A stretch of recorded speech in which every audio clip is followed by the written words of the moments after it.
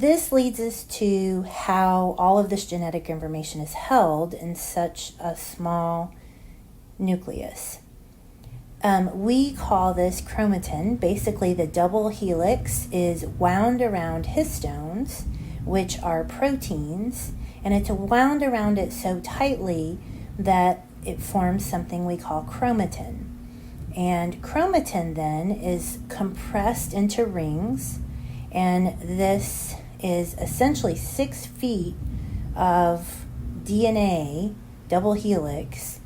It's the equivalent of like taking 6 feet of thread and packing it into the nucleus, which is only 5 micrometers in diameter.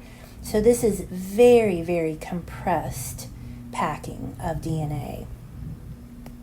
Once the chromatin are structured or formed around the histones, and then they are circled around and looped around, then these are put into or placed in something we call a chromatid. So we go from chromatin to chromatid. This right here is a chromatid.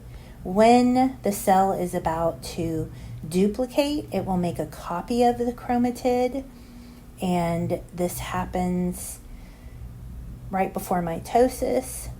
When we have 2 chromatids, we call that a chromosome. So looking at chromatin and chromosomes together, these chromosomes are packed into the nucleus, holding all this genetic information. And it's packed in a region or saved in a region of the nucleus called chromosome territory. And again, when the cells are about to divide, which is mitosis, the cell will make a copy of all the DNA.